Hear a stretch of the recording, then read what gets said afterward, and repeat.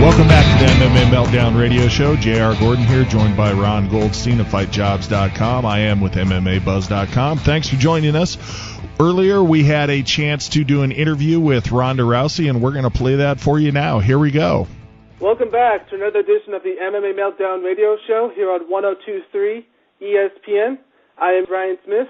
With me on the line today is the current Strikeforce Women's Bantamweight Champion of the World and Olympic bronze medalist in Judo, Miss Ronda Rousey. How are you doing, Ronda?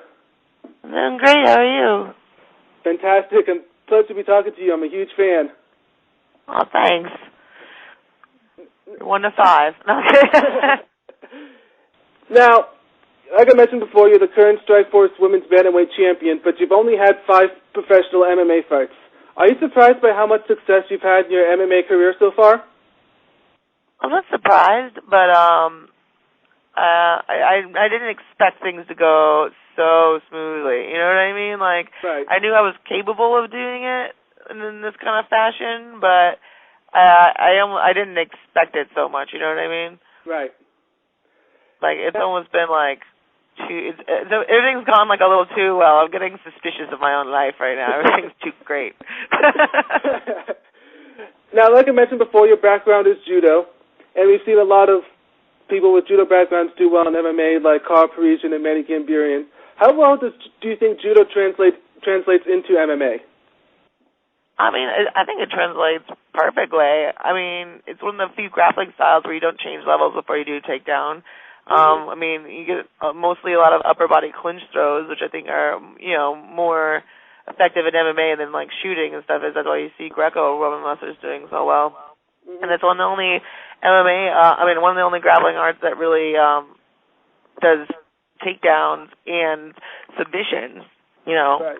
Because jiu-jitsu is overwhelmingly on the ground and wrestling is overwhelmingly takedowns and stuff without the submissions, and judo is the one that really mixes the two the most. And I think, there's other guys like Hector Lombard and Rick Hahn and myself that, are doing very well in MMA right now. And I think that since, how, like, styles become trendy for a while, like, when UFC first started, everyone wanted to do jiu-jitsu. And then for a while, everyone wanted to do Muay Thai. And I think that judo is going to start becoming trendy. That's great. Now, when you become the women's bantamweight champion, you beat Miesha Tate. Is it safe to say that Miesha was your toughest fight so far in your career? Yeah, I mean, it's definitely safe to say that because it's the longest fight I've had, so it was the toughest one. Now, for your first title defense, you're going to go up against Sarah Kaufman. What does she bring to the table that makes this such an interesting fight for you? I mean, I don't know for positive if I'm going to be fighting her yet, but I haven't signed a bout agreement yet. But style-wise, I think she is a very, very good striker, and she would probably give me more trouble than Miesha would, for sure. But then again, she's been tapped out before as well, so we'll see how it goes. Now, you've recently announced that you're going to be spending some time up in Stockton, California, with the entire Scrap Pack and the Diaz brothers. How have they helped you become a better fighter?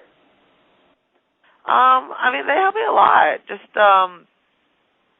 we do a lot of brainstorming and other things like that because, with MMA, it's such a young sport that us that are competing have more actual MMA experience than any of our coaches do. So it was kind of cool being able to be in a, very relaxed and chill environment like that and just being able to, they just go to the gym whenever they feel like it. They train as long as they feel like training, and they leave when they feel like leaving, and I enjoyed training a lot more being over there, but we also did a whole long series documentary with BiddleEasy.com, so we're going to be coming out with a bunch of episodes of inside the Scrap Pack kind of thing that no one could ever get cameras into, so you'll just have to stay tuned. Now, are you just working with the Diaz brothers, or are you also working with Jake Shields and Gilbert Melendez and Cesar Gracie as well? Yeah, I went and worked with all of them while I was there. Oh, great. Now before I let you, my final question for you, non-MMA related, but if you could judo throw any person in history, man or woman, who would it be? Buffalo Bill. Nice. Hey. Yeah, I hated him. Really? There used to be 60 million bison or something in North America, and also I grew up I lived in North Dakota for a long time, and I was next to Native American reservations and all this stuff, and my mom's business is actually based off of the Spirit Lake Sioux Reservation, I think, up in Devil's Lake.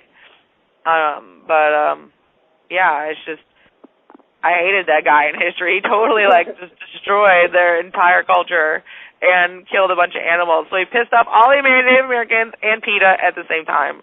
I don't like him. All right, before I let you go, Ronda, is there any sponsors or people you would like to thank?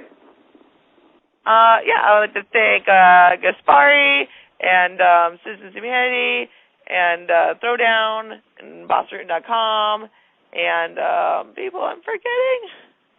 What am I doing? My brain's not working. I don't know. I'm sorry. If I forgot anybody, I really apologize. Hey, thank you so much for taking the time, Ron. It's been a pleasure talking with you. Yeah, same here. Thank you. Our thanks to Ronda Rousey for that, and our thanks to Mr. Ryan Smith for conducting the